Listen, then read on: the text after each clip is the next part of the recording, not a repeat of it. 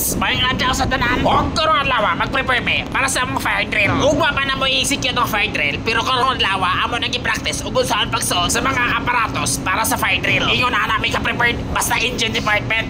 Just! Mao niya ako mga kauban, si Chief Engineer at saka si Oiler. Hoy, si Chief Engineer, nagpabibidyo sa kong video para ma-highlight sa akong kamera. Yes! Ayaw ka malaga, kaya mo tanan, akong usahon. Hoy, nagana. O ka ni mga orasa, musulod ang bida.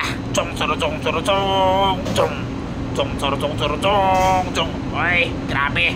Mga nagkumag mga tiyan, amahan. Huwag pagkauman, wanay nagastorya. Sugda na yan. Yan pa nagtulo. Uno. 2, 3. Hoy, nandaya. Naguna sa oras. Amahan. Ikaw na nakapagsik ang ako mga kauban. Kaya nakabulo mo ko sila nga akong i-vlog o i-post sa social media. O nang ilang ibuhat para magpasikat. Hoy, ang baba. Ay, sorry. Kami din nakasay sa kaning exercise. O nang ginatawag na mo nga Sir Carlos. Fireman number 1, the performer of engine department. O wala pa nakaila diya. Kaning akong usa ka kauban. O nang ginatawag po na ako nga Sir Vincent Panoos. The Destroyer. O pinakagwapo sa Mindanao. O ako nga walay lain niya pinakagwapo sa Bayawan City. O pinakalami sa world title record. Hoy, wala ba ka na pas mo bats jumps? Pataka na makagyaw-yaw nga dili ba na mga tinoon? Hoy, sama niha. O karon hapit ang gutom haman sa pagpasuot og para fighting suit. Ang pagsuot pa dili dili basta-basta kay natay procedure nga ginasunod. Kailangan ma-proper gyud pagsuot kay og dili pag-proper sus. Balik-balik ko ta sige. O karon haw managuta og amo gilantas orasan sus. Nakuha man. Nakaabot na po tag 3 minutes ka pen. Dili pwede. Ospo na to ni. Ospo na to ni kitas kayo. Ospo.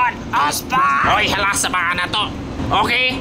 Time start now. Una, ato itaw ng bots with lower pants. Itaw ng lock, tapos lakan. Kahuman, ang breathing aparatos. Improper pagbuta sa likod, tapos lakan. At the same time, ato na itaw ng jacket para dili panhuton. Hoy, para dili di ay masunog. Tapos, ato ipagawas ang fitting sa oxygen. O ato nang i-indicate ng radyo sa sulod sa atong free-fighting jacket. Reminder, iyon ng radyo para huwag niya, di na ito magbalik-balik. Kahuman, suotan ng gloves ka pabaksi. Hoy, gloves ng leather cloth, panlaban sa init. Amahan. Ikahuman, suotan ng belt para makaingon sila nga champion ta. Hoy, lahi na ka belt. Ay, sorry. Belt din eh, para pang-compress siyang ipang-suot. Kahuman, ato na palibutang ang Ferax o flashlight. O karon okay na, ato na ibutang helmet kay masigday na ako. Extractor na bagod karon ng LTO. Hoy, helmet na para pang-heavy work. O karon kan human nagunta sa tong exercise. Finally, among na-perform na og 2 minutes and 9 seconds. Murag okay na to para ugma. Bye-bye!